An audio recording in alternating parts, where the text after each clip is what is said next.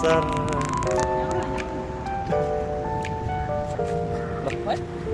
जेमसी सबैजनालाई हामी चाहिँ आज हाम्रो दोस्त अभिको लागि बर्थडे छ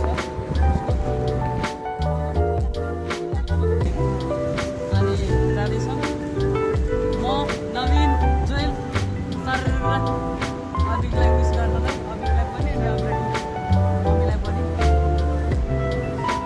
जाँदैछौँ जसले भिडियो बनाउँदैछौँ हामी सरप्राइज दिन जाँदैछौँ है त कस्तो हुन्छ त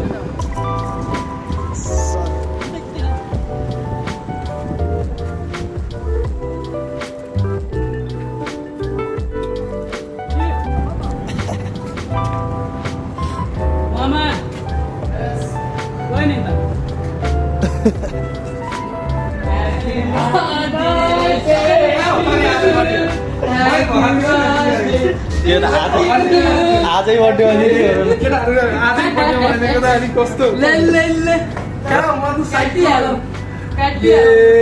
कस्तो सरप्राइज हान्नु थाहा यार आजै 4 का अनि 12 बजे खतम भने के नेपालको त बज्नै लाग्यो नि त नि अनि जनवरीमै के काट्नु पर्ने हो कि हामीले हो कि भयो नेपालको भइसक्यो नि त नि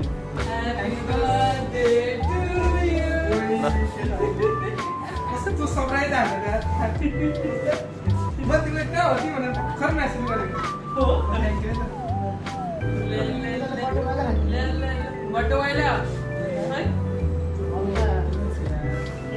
Happy birthday to you.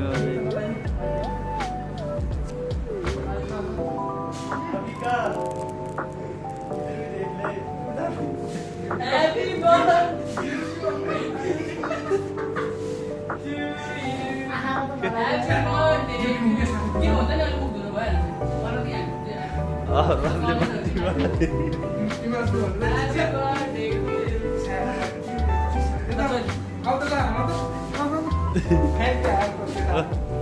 भजन सङ्ग्रह 115 अध्यायको 15 र 16 मा पढ्न जाँदैछु।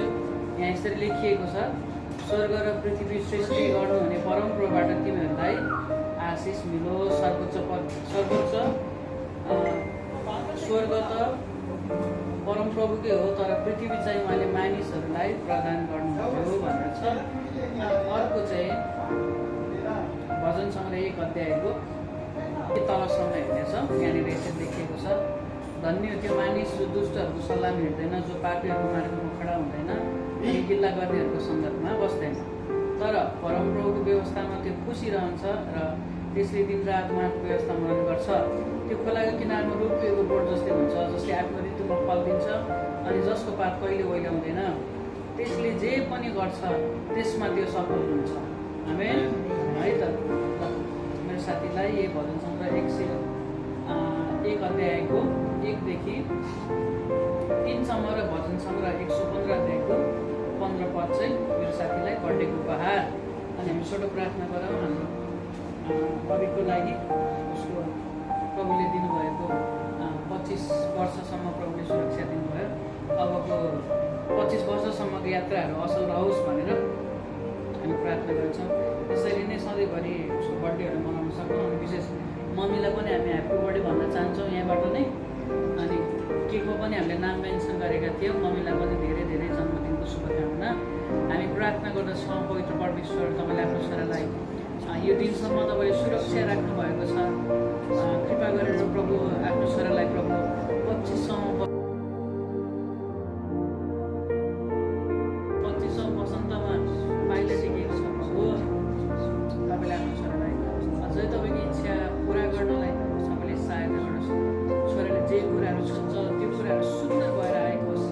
जससँग बोल्दछ उसमा तपाईँको जीवन सरेर आएको होस्। प्रभु तपाईँको राज्यको निम्ति आफ्नो छोरालाई तपाईँले चलाउनुहोस्। उसले गर्ने काममा प्रभु तपाईँ भइदिनुहोस्।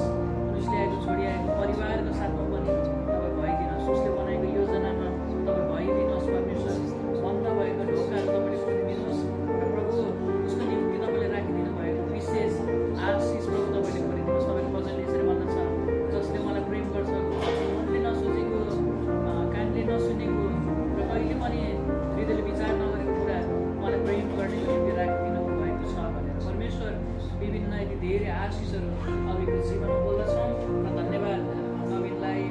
जोएललाई अनि उहाँकोले पनि प्रभु हामीलाई यसरी प्रभु उसको यो 2500 वर्षको जन्मदिन मनाउनलाई हामीलाई प्रभु तपाईँले पठाउनु सक्नुहुन्छ, सहायता गर्नुभयो।